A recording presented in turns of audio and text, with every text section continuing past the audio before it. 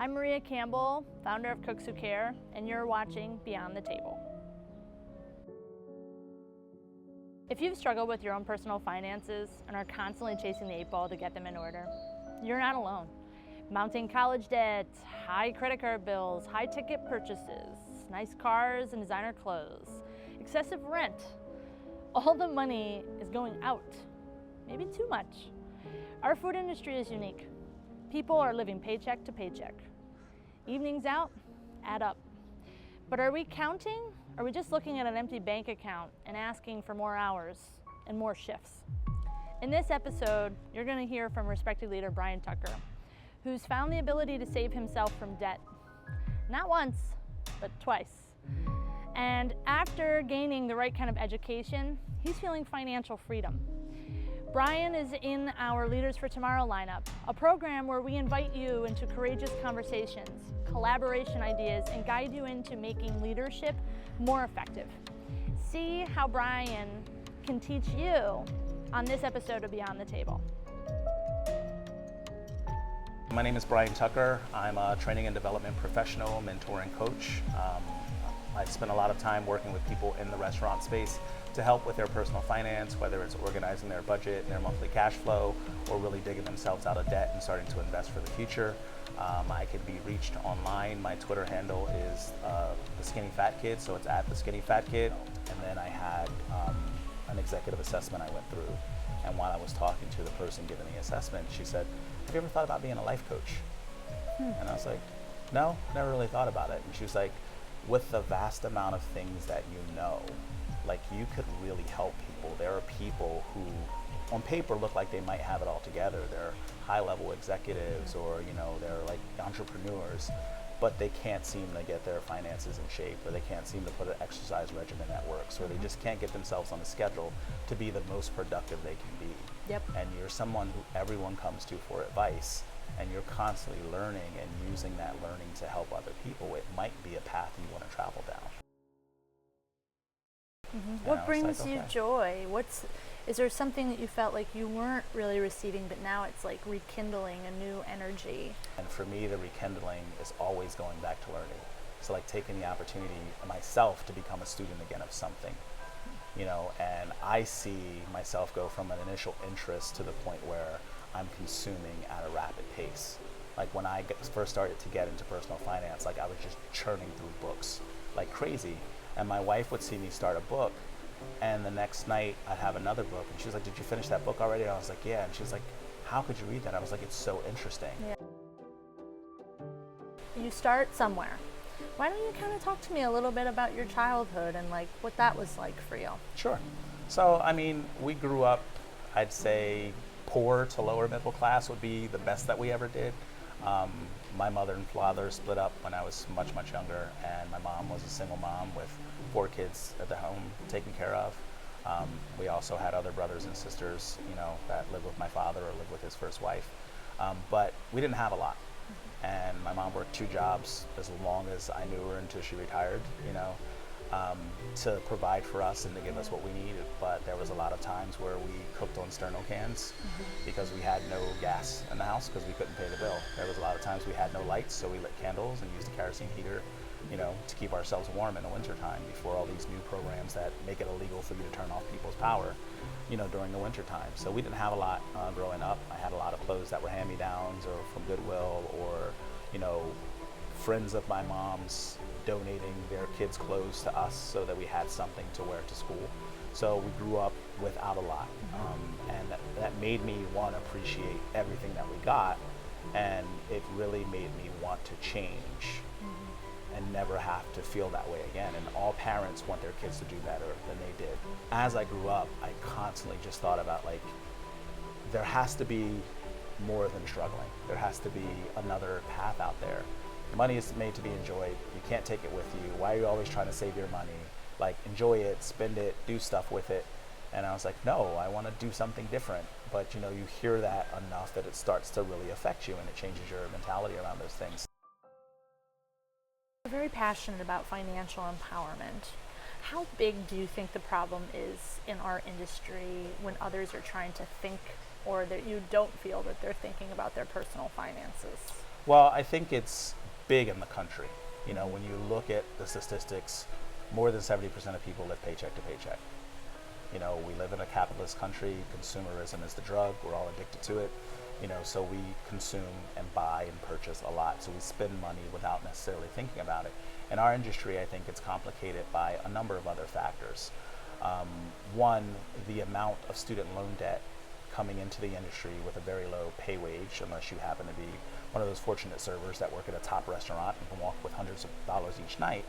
You know, you have the issue of trying to take a $60,000 student loan debt and a $10 an hour job and still live somewhere and be able to feed yourself and make it work. So that's a huge issue, really. The amount of debt that we come out of school with is a big part of the industry. I think another part of the industry, for those that are fortunate enough to make a good amount of money, is just the instant gratification and the somewhat camaraderie that we have on a regular basis. So we get out of work, we go out for a shift drink, and then that turns into 8 shift drinks, and then that turns into late night food at a place that stays open at 2 o'clock in the morning, and then it turns into a taxi cab, you know, to get home, and then you get home $150 lighter, and you don't even think about where the money went, but you think you can out-earn that behavior. So you say, you know what, I'm just gonna pick up an extra shift next week, or I'm gonna try to make some extra money tomorrow night, and then that'll kind of balance it out. And you see a lot of servers especially get to the end of the month and go, I gotta make $600 in the next 4 days or I can't pay my rent. And you're just like, you just made like 1,200 bucks last week, like where did it all go? But it's like those small behavior things that you don't realize kind of add up. If you look at the hours, if you look at, you know, the time that we put in, the sacrifices that we make to be away from our families, you see a lot of trends amongst people in the industry. You see a lot of alcohol and drug abuse. You see a lot of depression, you know, and I think finance is all tied to that. Personal finance is a very emotional topic, and it's one of those taboos that we don't talk about. Like, we don't like to talk about politics, we don't like to talk about religion, and we don't like to talk about our money, or at least most of the discussions we have about our money don't get deep enough to have an emotional impact, to where we get honest, to where we're really able to talk about like how we feel drowning in debt, or how we feel overwhelmed by, you know, what the future looks like for us. I just remember saying, like, I don't ever want to feel like that again. I don't ever want to feel like I can't pick up and leave when I want to pick up and leave because of the choices I made. All those little 1,000 cuts, that $19 a month, that $39 a month, that $29 a month, all started to add up. And I was like, wow, I'm now putting hundreds of dollars a month out to pay for things, some of which I can look at, and some of which I don't even remember what they are. Yeah. Yeah. How for you did it feel being in that moment, not once, but a second time? Was it worse than before emotionally for you? Honestly, for me, I think the second time in a way was better, because at least I was more aware. You know, the first time, because of the way that I handled it, I wasn't as aware. I knew that each month this amount was coming out of my account and somebody was taking care of it. I didn't have to look at it on paper anymore.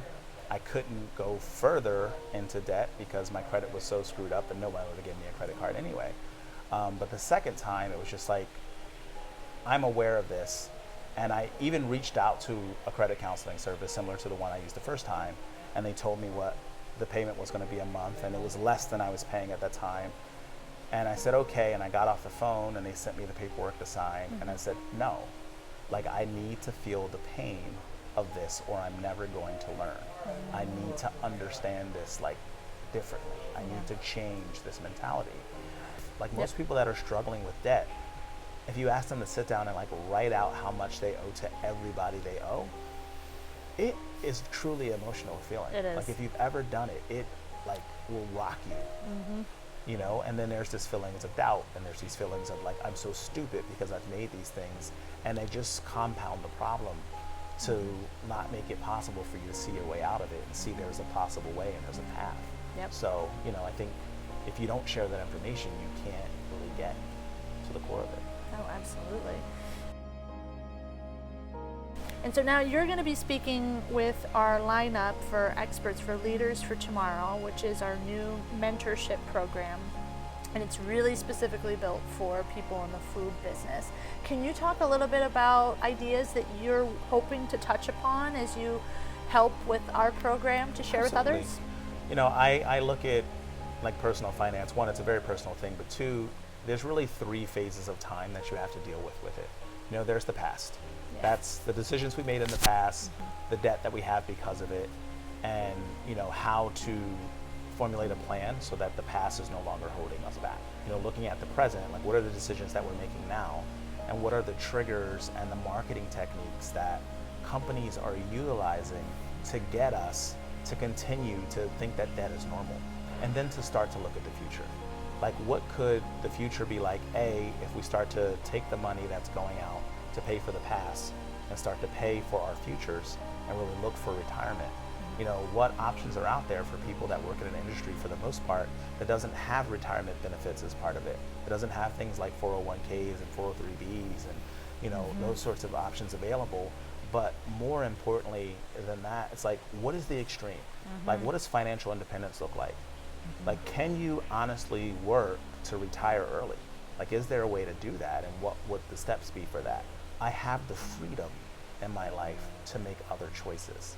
I'm not stuck to making the same choices over and over again, because I've done things now in the present to eradicate the problems of the past and to focus on the future so that I can give myself the freedom to be as flexible as I want to be and be as happy as I want to be. Yeah.